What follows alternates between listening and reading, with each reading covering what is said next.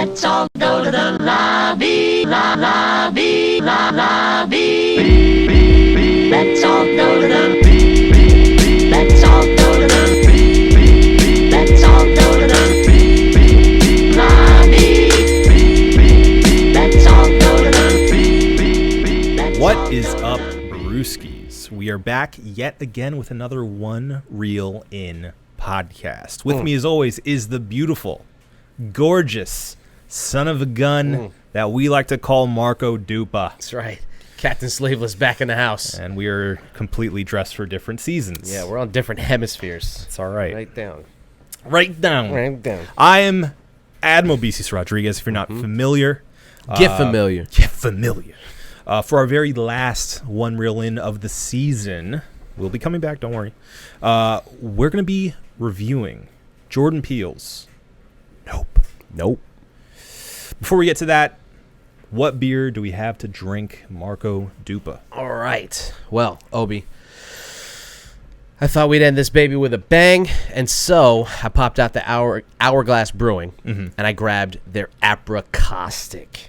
It sounds dangerous. Oh, buddy. And they got themselves a cold read, so without further ado, you want to take it away? I would love to. This is from thebungalower.com. The Apricaustic Imperial Fruit Beer with Apricot. Do you say apricot or apricot? I say apricot. I think I say apricot too. Yeah, I think. I've heard people say apricot. Apricots? That to Apricot? me, that sounds like Apricot. English Apricot. pronunciation of I guess so, An yeah. Apricot. Anyway, we'll go with apricot. Apricot. Proceed with apricaution. Oozing with saccharine notes of floral honey and tart apricot, this extremely high gravity brew was made with a bouquet of hops, honey, and over 2 pounds per gallon of apricots. The slightly caustic bite at first sip is swiftly pacified with succulent notes of soothing honey. Don't let your taste buds fool you. This delicious drinker can sneak up with colossal vigor. Available at both Hourglass locations, in bottle and on draft. All right. Beautiful. Thank you. Excellent. Let's get rocking and rolling, right? Let's do it. Let's do it.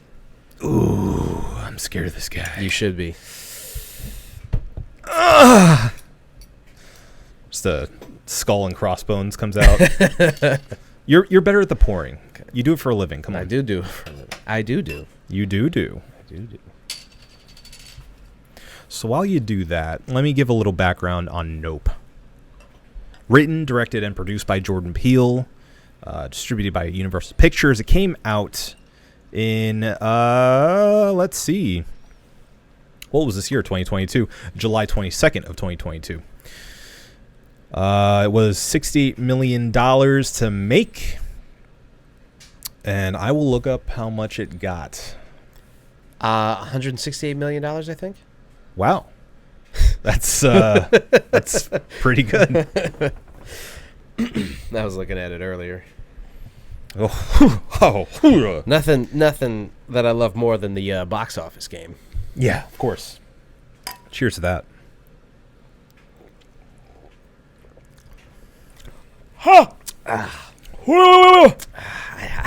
Ooh, boy. Just don't get it. Wow. Just don't get it. You know?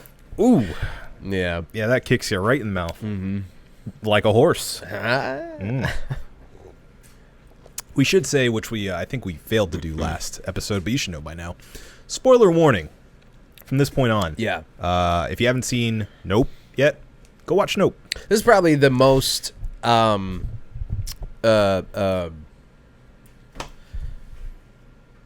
shit. Spacing on words. It's already affecting me.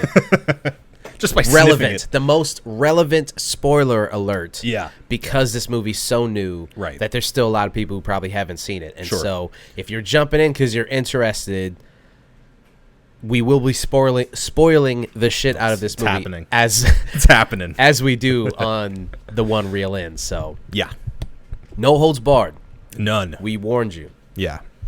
So with that being said, I will get into my story. Shotgun. Beautiful.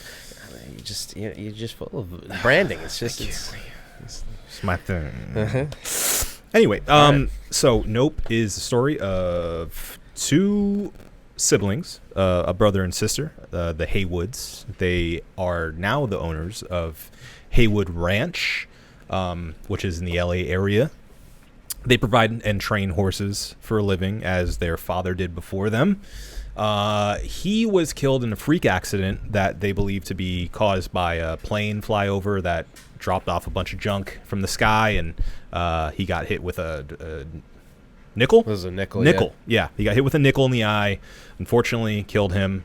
So specifically, O.J. Haywood, played by Daniel Kaluuya, is now basically the caretaker of the ranch, where his sister, Emerald, is kind of seems half in, half out on the entire business. She has a lot of other things going on, clearly. But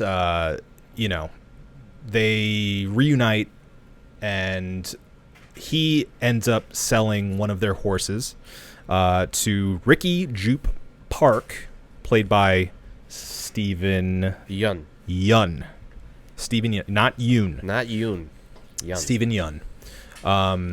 He is the proprietor of a western town, a western amusement park of sorts thing. Yeah, a little carnival type deal. And he's buying the horses from the ranch, as their business is kind of going down a little bit after their father's death.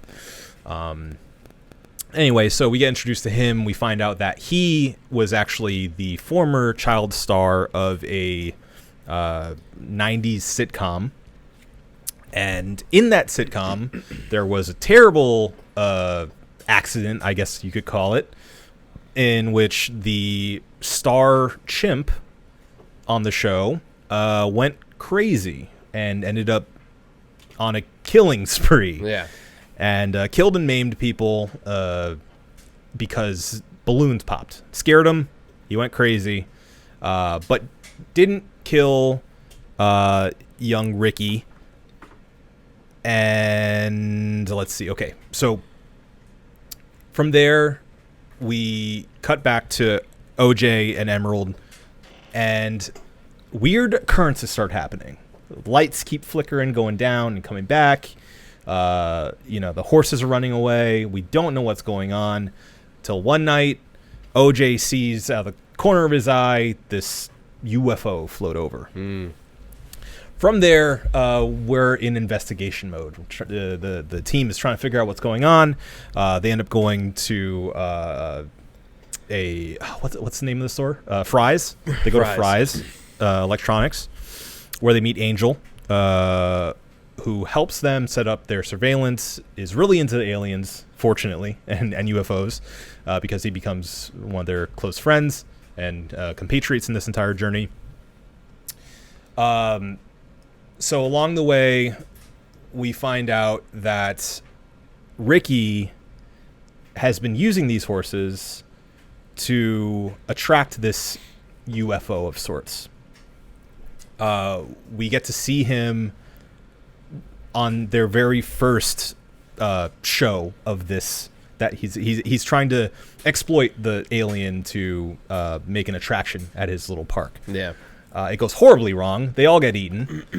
And we start to find out from OJ, because he is an animal handler, of course, that this thing doesn't act like a ship.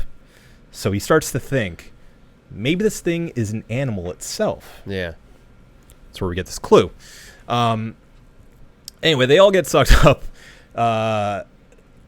He goes to investigate, sees that everybody's gone, goes back to his ranch.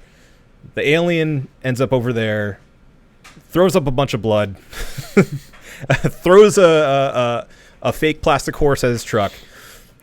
From there, he deduces that the thing can't, and obviously from the very beginning, the thing can't digest non-organic matter, so it spits it up. And it eating all that other non-organic stuff really messed up its insides. So from there, that's where they kind of find the idea to how to capture this thing on camera, because the entire idea behind this is they're gonna use this footage to make it big, right, and make a bunch of money, because right, they're not doing well on the ranch. Right. In order to do that, they go to this famous, was he a cinematographer? I was going to say DP. Yeah, a cinematographer that they. How dare you? I'm sorry. Excuse me. He's introduced as like a well-renowned, like the best. cinematographer. Yes. Yes. What's his name? Antlers Holst. Antlers. Yes. Yeah. Played by Michael Wincott.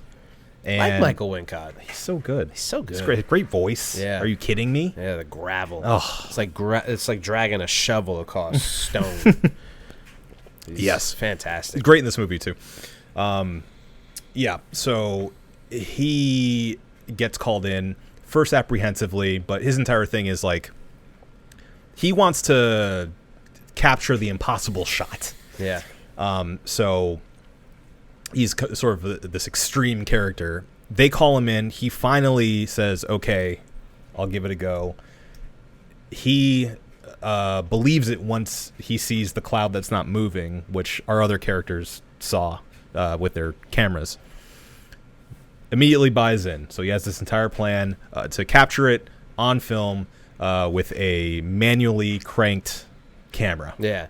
Because whenever you're near the alien or whatever it is, it sucks the energy out, and then when it leaves, it comes back, so you can't capture it on digital camera. They hatch out an entire plan that involves using the wacky inflatable arm tube man. arm tube men in order to track where this thing is going, because obviously they deflate whenever it's around.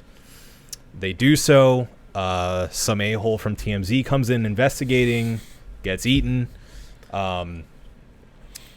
Angel comes in the clutch. He wraps himself in tarp and barbed wire. Meanwhile, actually just before this, Antlers gets eaten, capturing that impossible shot. So he dies happy, I guess. Yeah. But Angel gets attacked after that because he's in close proximity to Antlers at the time. Because he was looking at him. And he was looking at him, yeah. And so he gets sucked up, dropped back down, wraps himself up in the tarp and barbed wire, gets sucked back up again. That messes up the whatever it is. He gets upset.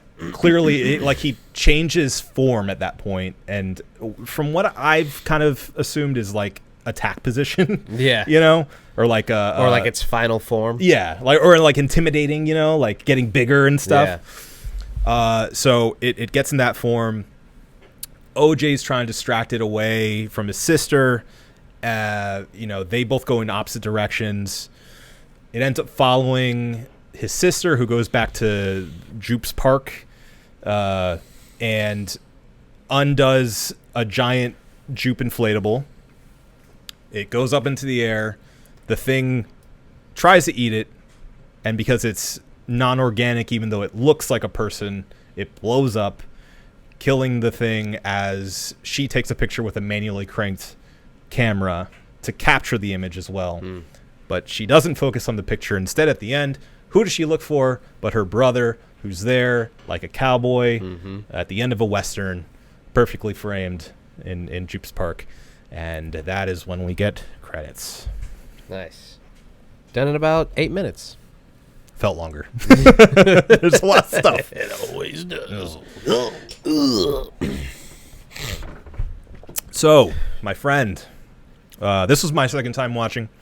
This was your first time watching. So I'm curious to ask, fresh from viewing, what are your thoughts? First thought, as the credits rolled, was some of you are...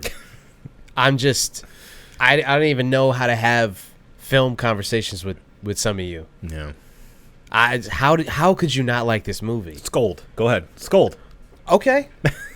You guys are fun. I mean, it's just sometimes people just they want to. I don't think they want to be above it all, or if they want to be like contrarians to the point of just like not enjoying things.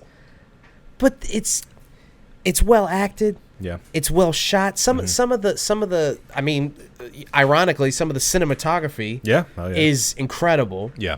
There's IMAX shots in there, very clearly IMAX shots. Yeah.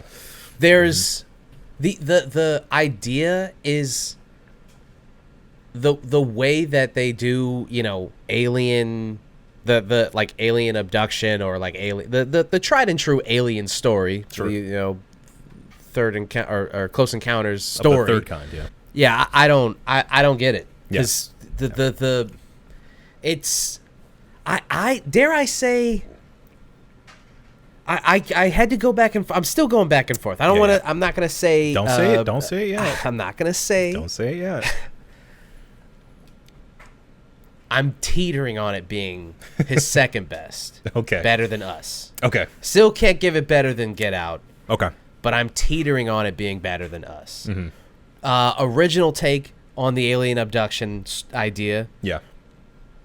I mean, doing the whole like the twist of it being not necessarily. It's not a flying saucer. It's an actual organic Sure. thing. Still a saucer. Yeah, yeah. Still a literal flying saucer. Yeah. I was reading something, and I guess its final form that it takes is like a very close representation of the biblical description of angels. Angels. Yeah. And there's a lot of Neon Genesis I was gonna allegories. bring that up, yeah. Yeah. Yeah. There's it felt very anime-esque. Obviously the Akira shot, Sure. that's, you can't, I mean, Right. Which is, if you don't know, funny because Jordan Peele was at one point going to direct an Akira yeah. movie. So, Which It was you see that shot and you're like, yeah, it was a little like, you know? and the whole everything about the movie kind of felt otherworldly, and it felt Yeah. it felt grounded by the characters, but everything else that was going on around felt so big. Yeah. I mean, sometimes literally. Yeah. Yeah. I mean, so my initial thoughts are, well, how dare you people? Okay. Okay. Now that that's out of the way, I do want to keep our general agenda here. So Yeah. I hate to do this on first rip, but we gotta. Give me one, because we like to ramble, especially on the negatives here. Yeah. Give me one, your top negative out of this movie upon first watch, if you have one. If you don't, I can go. So I guess this is a little unfair, because I only came to this conclusion after a little bit of light reading post-movie Okay. about some of its metaphors and allegories and things like that. Mm-hmm.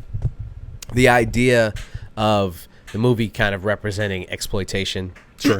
and our shared obsession with spectacle and exploitation and Exploitation of tragedies. right, and the idea of the metaphor of not being able to look away from a car accident, things like that, just Sure. like literally looking up at the thing and the known danger, and you can't stop yourself Right. from looking at it. Bad miracles. Bad miracles with the shoe kind of representing.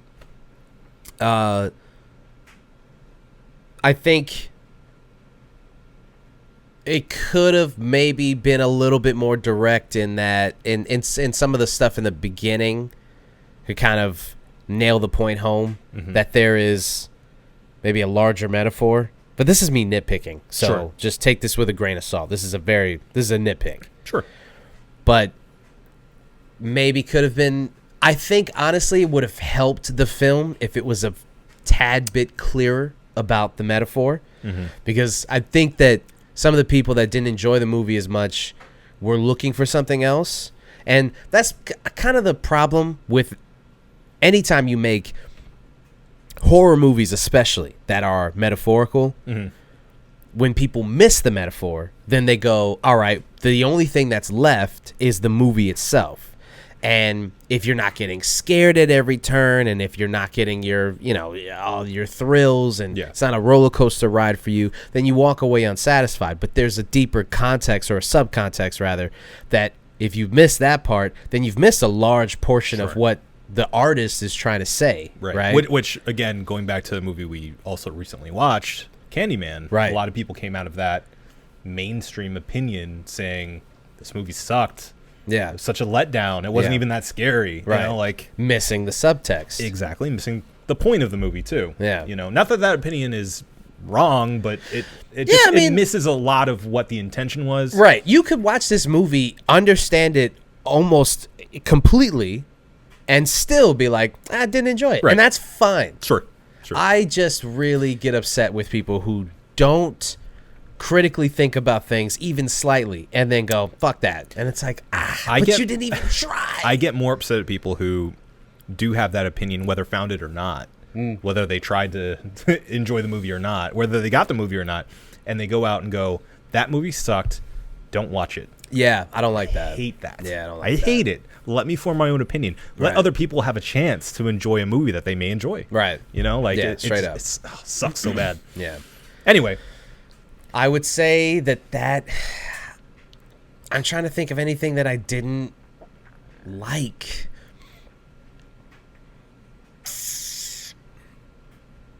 Could have used more Keith David. yeah, of course, But of course. You know? every movie can really. right.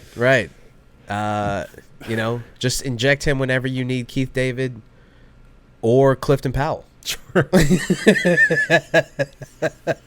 Either one. That's a little wink for you guys. You have two choices. But yeah, that's all I got for cons. Okay, I think. okay, yeah. If something comes to me, I'll try. But For me, upon second watch, which gives me a little bit more of an advantage, I've been, steeping with this for a little bit. Mm-hmm. For me, it's a little less movie wide and is more focused on. It's a little heavy-handed with the TMZ character that comes in. Mm-hmm. It just it rips me out of it a little bit. That it is so much like a parody of that culture that they're trying to criticize. Mm-hmm. Yeah. Like yeah. Of course it's a movie, of course it's heightened reality, but at the same time, like you said, a lot of the characters are very like rooted and grounded in a way. Mm-hmm. When that cartoon character of a of a paparazzi comes out and like is his body's broken on the floor and he's like, where's my camera, did you get it on tape? Yeah. Yeah, it's a little too much. Yeah. a little too on the nose for me. Mm-hmm, mm-hmm. So it's a nitpick as well, because the rest of the movie I feel it's well done, and there are layers to it. I found more things within it upon second watch. Mm-hmm. But that was one thing that just kind of went, no. Well, to piggyback off of that, one of the things that seems to be what Jordan is trying to say here is this discussion of where the film industry is going, digital versus film, things like that, Yeah. right?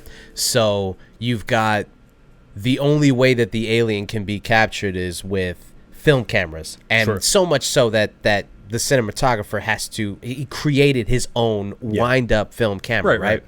Which is an allusion to the original speech about the first Right. person on camera was a black man on a horse. Right. A jockey. 2-second shot, Yeah. wind up. So the TMZ guy comes in on an electrical Honda Sure. bike. Right. Like, just to kind of hammer home the point that not only is he using like the cutting edge technology In like a reflective helmet. Yeah. With like one little peephole in it. but not only is Looking he like a doing all camera that, himself, right? actually. Yes, exactly. Not only is he doing all that, he can't even he can't even get himself an actual motorcycle. He's got to get one of these fucking rinky-dink. Sorry, this is my bias showing, course, but yeah. I mean, I just don't like electric bikes. I just think, just get a fucking Tesla. What is? Sure, I don't understand it. I couldn't imagine being on a bike and not feeling like the rumble, you know? Yeah, it's just like I mean, even my I don't have a powerful bike, but it's just like you feel it. It's still a motor. Yeah, just fucking you turn it on and bloop, bloop, bloop, bloop, all these. It's not Tron. Get the fuck out of here. That would be kind of cool, though. That would be sick as fuck. Yeah. So I think that to your point, was very kind of heavy-handed that he Yeah. couldn't even bother with getting an actual motorcycle. He had to get a fucking electric scooter basically. Yeah. And that obviously that before anybody jumps on me, that obviously it helps with the point of the movie where like the electrical interference and whatnot. He's on the electrical bike, and so that I get all of that. Sure. But it obviously is part of the metaphor too. I mean, the bike would have turned off if it was a traditional combustion bike too. Yeah, exactly. It wouldn't have jetted him off of it, but right, it wouldn't have just stopped. Right. No bike honestly I don't think would have. No, because that's like the brakes. Yeah, hit so unless all of a sudden. there was an error, like an electrical error Yeah. that locked the brakes. Yeah. There's no reason why It the would have bike kept wouldn't rolling. have just It would have just kept rolling with no power. Anyway. Yeah. I don't know if that's a nitpick so much as a plot hole. That doesn't really make a lot of sense. I Yeah. feel like we're still in the land of picking nits. Nit and picks.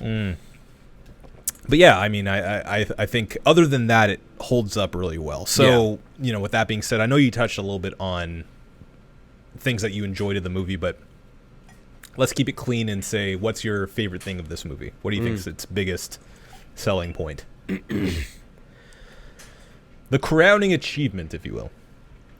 The way that it's shot, I think.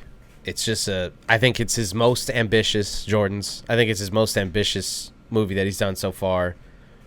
I mean, even at 68 million, I think it looks amazing. Oh, it looks great, yeah. And, I hate to take it in this direction, but I'm gonna. People are always complaining about, well, not always. They're complaining most recently about, like, MCU movies and how their budgets are, like, through the roof, like $250 million movies, and they look like shit. And to me, personally, maybe I just don't notice these things, but when I see these big MCU movies and I look at the budget of them, I don't know, my first thought is not like it doesn't look like it costs that much. Like, to me, like, I just watched Love and Thunder the other day. Oh, did you? I did, so we can talk about that later. But I haven't seen it yet. You gotta watch that. Yeah. I think we need to. I don't know if we could maybe we could one reel in it. I don't know. We'll come back to it. We'll come back to that discussion. Anyway, it looks. I think it looks like it cost as much as it did. Yeah. But maybe that's just my ignorant eye, if you will. You're just a fanboy. Yeah, I don't know. I mean, but the thing is, I'm not even a fanboy. I could see where the flaws are, but my whole thing has always been, the flaws to me are more grounded. They're always like, the screenplay doesn't really hold up. The choices of the actor, or the characters rather, doesn't make sense. Yeah. Given everything that we know about the characters, things like that. Sure. But the way that they look, I've never gone to the theater and thought this looks like shit. But I see it on Twitter all the time. Yeah. Where people are like, this looks like they just did it with the Ant-Man trailer. Everyone's it looks like shit. It looks muddled and muddy and Yeah, I like the tweets that are like, did you expect them to go to the real Quantum Mania, the Quantum Realm? You want them to go there? Right. So when I see stuff like that, I look at the shots and I'm like, I just don't see what you guys are seeing. I mean, I guess I can see the dullness and the lifelessness of it, because it's so big and expansive and it's kind of hard to. Yeah, when it becomes like visual noise, and it's like like the prequel trilogy, just cluttering the background with as much stuff as you possibly can. Yeah. Then I get it. Some of the Ant-Man stuff in stills especially looked that way to me, where I'm like, it looks like too much. It's so unfair. In actually watching the trailer itself, looked a lot better. I don't know. It looked fine in motion, but outside of that, everyone's like making fun of it because it looks like Spy Kids. Right. Yeah. So with a still, it's very easy to do that. I think most people are just doing it, for the meme, but I think right now the MCU is just like, it's just ripe to get shit on right now. Yeah. I mean, we're in that's this phase of the MCU. Yeah. For Phase sure. 4, getting shit on. Pretty much. So I say all that to contrast that with how beautifully shot this movie was. Yeah. And it's funny because I don't know how practical like the animal effects were. Obviously the chimp was CG, which is ironic, considering the tragedy of the real chimp destroying that set and killing people and ripping faces off and whatnot. Well, and then they use a CG chimp. And I think there's a wink and a nod to that. I think, yeah. When Daniel Kaluuya is like, that's why you're not allowed to use chimps. Right. Which I thought was really clever. Yeah. I like that a lot. But the horses, Real horses. Except for the one fake horse. But and I thought that was funny too. You know, he loses in the beginning. They lose out on the job because somebody fucks with a real horse, and they don't treat it with respect. Right. And again, it goes back to that. That's one of the other like subtextual conversations that's being had is like respect for animals, respect for people that you are that you need in these situations. Like the alien itself, Kaluuya's character OJ respects it because he knows it's a predator, right. and he's dealt with wild animals that need to be tamed, versus Ricky, Stephen Yeun's character, doesn't respect it. He thinks that he can be friends with it. He thinks that it can be that he has a connection. Yeah. Right? Yeah. And there's... Because he thought he had the connection with the ape. Right. In the beginning. He Right. didn't really have the connection with it, though. No, it's just a an wild animal. It did Yeah. the thing that it was trained to do. Right. You know, and then it didn't. Right. You know? And that's the same thing with this. Like, he thought feeding it these horses, he was training it to do the thing, when in actuality it's just a wild animal. Yeah. And The story here is, so you thought you were special, right. but you're not.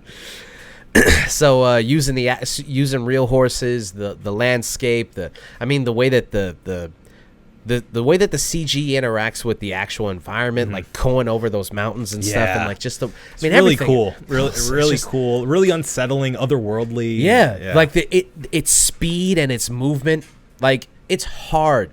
It's really hard in 2022 to watch a movie and be like, oh wow, creepy, eerie, the way that thing moved. You know, you feel like you've seen it all.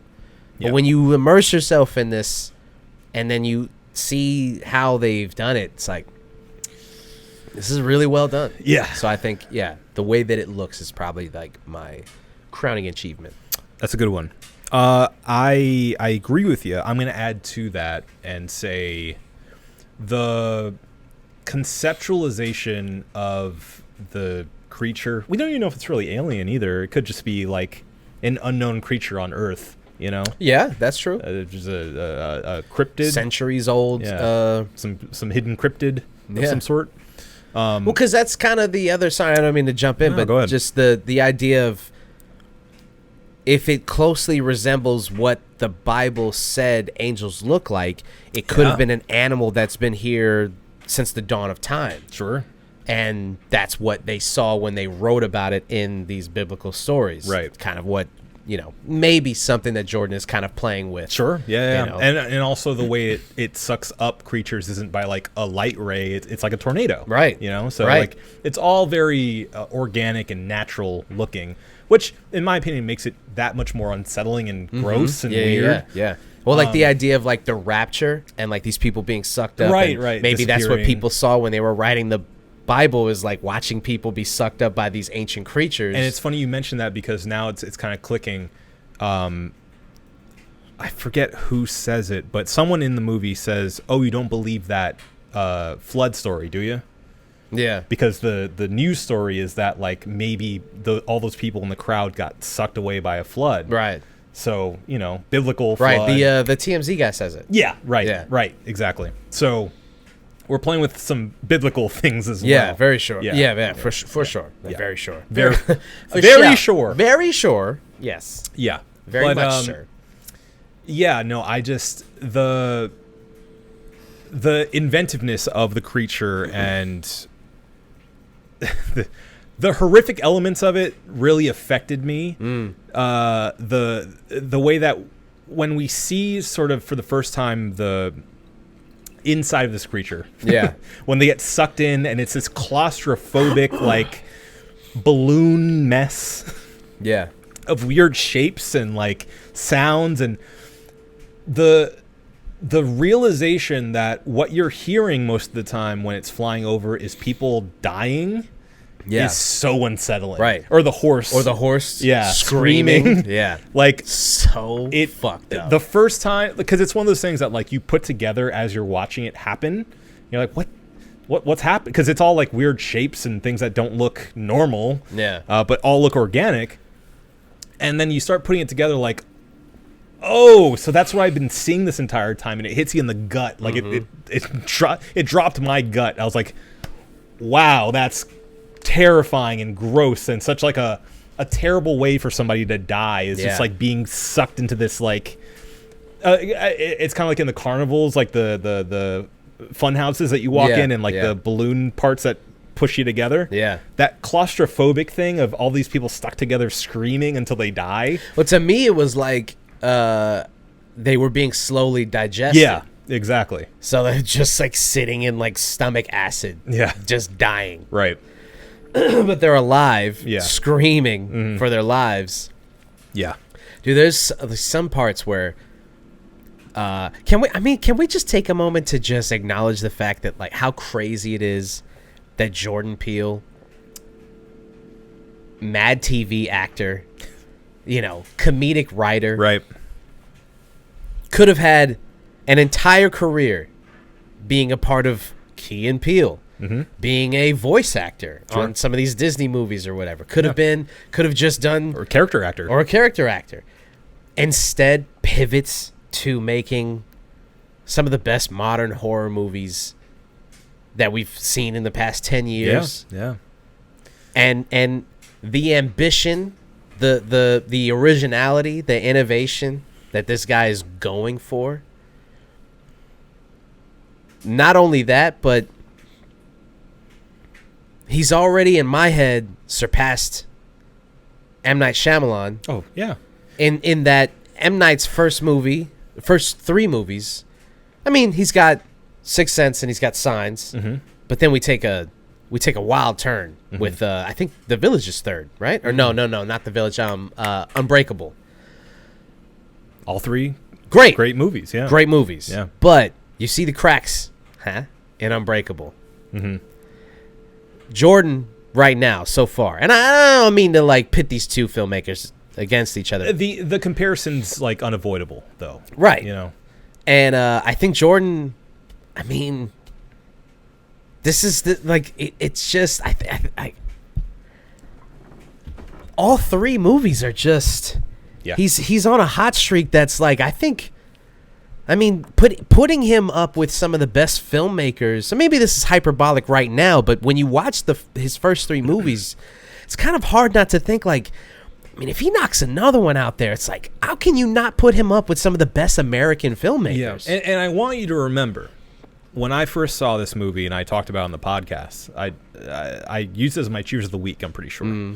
But I said something to the effect of, like, I've been waiting for him to have his failure. Yeah, yeah, right, yeah. And you kind of took that as like, well, why are you waiting for him to fail? That's the reason why. Is because I did make that connection with M. Night Shyamalan. Right. And I've been waiting for him to come out with something that is a disappointment. Yeah. And, exposes him for being good but not great. Yeah. And it hasn't happened yet. It just hasn't. And I really hope it keeps going on this way. Yeah. Because I'm rooting for him, frankly, because I really have enjoyed everything he's done so far. Yeah. I'm cautiously optimistic for the future of Jordan Peele. Again, as long as he continues to evolve and do different things, I think there's really no beating his vision. Because again, every one of those movies is dramatically different in tone, in style, in subject matter. I think a lot of people after Get Out were expecting him to just do black movies, or movies about race, right? And like that's it. But he immediately subverted that expectation with Us, which has nothing to do with race, So, but he features a mostly black cast, right? Which is incredibly important. Yes. That distinction, that it's not a black movie. It just happens to have black people in it, which people don't realize how important that is. They won't see it until years from now. They won't realize how important it is that he's just making movies. Right. that just so happened to feature black people and people of color Right. in these starring roles. Yeah. I can't stress the importance enough that like the idea of him going, because I've seen people criticize him when he's like, I'm just going to continue having black people as the heroes because you never see that. And people are like, oh, is it got to be a black thing? And it's like, God damn it. Yeah. It's just like, man, don't you see what he's doing here, man? Yeah. Don't you get it? We don't even, not once, other than the idea of exploitation in the beginning of this podcast, did we even address that it's an all-black cast, save for, you know, obviously some of the supporting roles. We didn't even talk about it. Yeah. They're just black people, but to see them in these roles that would normally be reserved for white people because that's what is normalized in horror movies is just white people and the token person of color in the movie. He is normalizing seeing everyone in these movies. Yeah. It's so important. Well, and not only that, but I think it's very telling that his first movie was centered around race, and that's what allowed him to do that now, which is go beyond just making a black movie or a movie about race. You know, like the fact that he got in through the back door because Hollywood allowed him to make that movie. I'm using allowed specifically because, you know, like in order to get to this place where he's now being compared to modern great directors, the fact that he had to, I don't think he had to make a movie, but the fact that he chose to make a movie about race, I think is very telling about where he's seeing Hollywood go, Right. and where he's pushing it to go, you know? So it was easier for a general audience to swallow that this story was about race. It became that. And then from the quality of that movie alone, let alone the subject matter, he was able to do Us. And from Us, it was, you know, established that this isn't about race. It's about, you know, the haves and have-nots. Something that's an even more universal subject matter. Yeah. And he just keeps expanding and expanding sort of that viewpoints that he's taking over the world. Right. But in a way that is allowing him to put the spotlight on black people. Right. Which is great. Yeah. It's just looking at it, even from this far away, which isn't that very far, it's only 3 movies, is really interesting and, like you were saying, important. Yeah. What's going on here. And I really hope it continues. Yeah. I'm excited. Like, I'd say the biggest thing that I felt after watching Nope was a feeling of anticipation and excitement for what he does next. So that's sort of my biggest feeling coming out of it is like, where can he take this next? His career, you know, what vision is coming out next? Because this was such a left turn in a way that it's like Spielbergian and so big and literally IMAX sized vision. Where else does he have to go? What other stories does he have to tell? I think watching this movie, I think that he could, although I don't want him to do this, I want him to continue like expanding the vision and like getting bigger and better.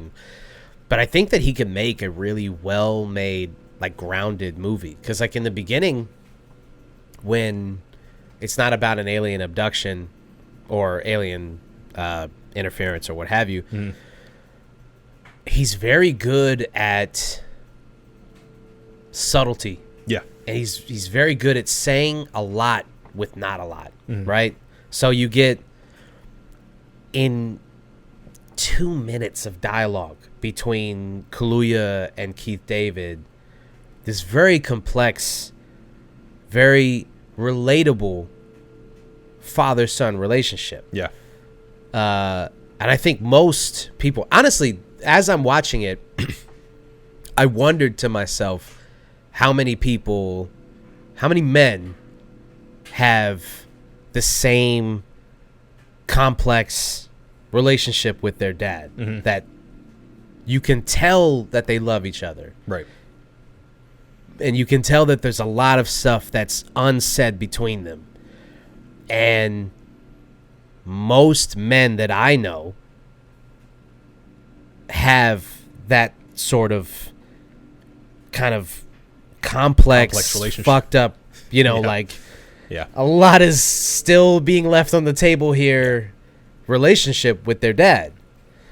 And then what he does with, I don't know if Jordan Peele has a sibling, but what he does with the siblings in this, I mean, it hit really, really close to home for me. Having a sister who I'm so close with, Yeah. I was just like, he nails these relationships. They're so real. Yeah. They're so real. He's great at character. So good. Yeah. So good. I mean, just even the choice of having, I don't know if it was Kiki's choice or if it was Jordan's choice, but even the choice of her having the fucking vape just makes it just grounded it Right. in like I know that person. Yeah. I've Yeah, yeah. seen that. I hang out Very with that real. person. Very real. Yeah. You know, it's just fucking A, man. So yeah, I look into the future. I think like he is equally adept at making these big movies, as well as making. I think he could make like a small, very personal, I'm sure. a heartfelt movie if he wanted to. I will say I think he loves working within like these specific like sci-fi horror elements. it was fighting me back. It's coming, man. It's very coming it's back. caustic. It is apricaustic. Yeah, I think he likes working within what's it called? That like Tarantino works within. Like very specific genre. It's like a genre filmmaker. All right, Like right. he Yeah, likes he likes working within genre, it seems so far. Yeah. So I would be surprised if he went to more grounded like family drama, for instance. Yeah. But I am more than happy to see him take those elements that he's so good at and bringing it to another genre film. Yeah. You know?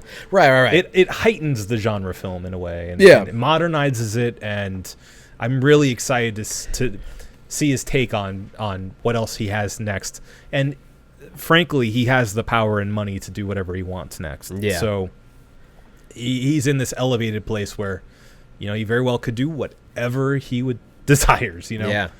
I think a lot of that is going to end up being him giving other creators a chance to make their own stuff and doing more production work, just giving people money, et cetera, et cetera. Yeah. Just give them money, do their thing.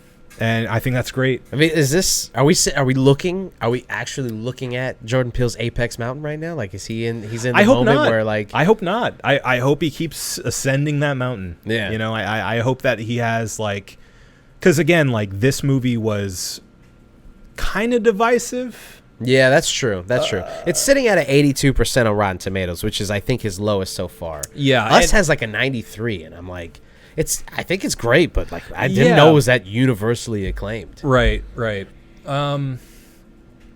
Yeah. And I Get don't Out, know. I think, is like even higher, like 95 or 96. Yeah. And Yeah. it's I just- mean, I hope he has like a true blockbuster hit. You know? Like something that is like Just my like a smash, our parents like- know about. right. You know. like a $500 million. Yeah. Just, Yeah. One of smash. those huge original movies. That Yeah. that knocks it out of the park. I think he has that within him. I think so, Yeah. for sure. Yeah. Yeah. I will say, for my ranking, I think upon rewatch, this is my lock-in for second of Jordan Peele's filmography so Yeah, far. so you're giving it's better than Us. It is better than Us to me. Yeah. I think so. I think Us is even more messy as far as messaging and plot holes and things like that. Yeah. It doesn't bother me much. It's still an enjoyable film, and I like. I mean, obviously, it's visually stunning and told well, but it's I think his messiest film. I think this one kind of tidies it up a little bit more, just enough for it to be digestible. Yeah. See what I'm saying? Nice. You got anything else to say about Nope? Yes, actually. Okay. We made no mention of how good Keke Palmer is. Oh, Keke Palmer's incredible. I'm Yeah. in love with Keke Palmer. She's great. She's just incredible. Jumps off the screen. Yeah, she's so good. I mean, everyone, like, obviously the cast is fantastic. Yeah. Everybody in this is amazing. She's definitely the MVP of this. Yeah. Yeah, I think so. We just have to just make mention of how good Yes. Keke Palmer is. Yeah. in this. She's so Steals the amazing. show. Yeah, she's so good. Yeah. So yeah, just that. Okay. Well, that being said, what would you give Nope out of 6 bottle caps? I'd have. I mean, just for the nitpicks alone, I'd have to go 5.75. There's just. I feel like I'd have more. I feel like there's maybe. If I give it a 6 out of 6, it's just like, where do we go from here? Sure. Yeah. You know, do I think it's as good as some of my like my Mount Rushmore movies? My 6 out of 6s. No. Mm-hmm. Is it close? Is it right there? I think it's right there on the cusp. It's fair. Yeah. I gotta give it a 5.75. Yeah. Yeah, I'll agree. Yeah. I'll agree. I think that Get Out is a 6 out of 6. That yes. So is it as good as Get Out? No. And so you can't score them the same. And I would give Us a 5. Yeah, I agree. Yeah. Yeah. That makes sense. Yeah. Yeah. So it's got to be yeah. All right. That's it. I'm glad we were able to agree on that. Let's see if we can agree on this beer. We're not going to give it a full review because that's for the One Beer In podcast, which will be returning to you very soon. But do you like it or do you not like it? I think that the more I had of it, the better it got. And maybe that's because of what it's, Yeah. But my first reaction was, oh my God. Yeah. So boozy. So is very, very, it's just a gut punch. Yeah. So I wouldn't get it again unless I was, trying to, have, if I was like, let's get wild. Yeah. I would get it again in that regard. But Sure. I remember the post that we saw that inspired us getting this was somebody that Hourglass had reposted. Right. And this guy was, sorry to this guy, I don't mean to call you out, but he was just sitting in his pool, like lounging with Yeah. a 16, almost a 17% beer. And I'm like, homie, You're going to drown. right. I could not do that. No. So no, In I the don't, sun? Don't like it in that Are you regard. kidding But me? yeah, out of your fucking mind. This guy was like, oh, I'm just lounging, just having a good time, drinking the apricaustic. No, dude. Fuck no. Yeah, no. Oh, boy. So no, it's not a lounger to me. It's rough. Yeah. But it is a nice little sipper. If you're sharing it, amongst friends. Sure. Yeah. That would be a good time. Yeah. So Agreed. Yeah. I'm going to say I don't hate it, be honest with you. yeah. The fact that it does end on a sweet note, I like, but it's not overly sweet because you get punched with that alcohol content so much. So it balances out in a kind of interesting way. I would actually recommend it, not by the pool. I think on special occasions and again, if you're, you sip it like a whiskey, and I think you're in good shape. Yeah. Yeah. Enjoy it like a wine. Yeah. Yeah. Yeah. Be careful. That's what I'm trying to say. Yeah. Yeah. Yeah. Good call. Thank you. All right. You think we got it? I think so, sir. I think so. Let's all go Margaret to the Cooper says we got it. Let's all go to the I think we're all tapped out. lobby. Let's all go to the Let's all go to the Let's all go to the lobby to get ourselves a treat.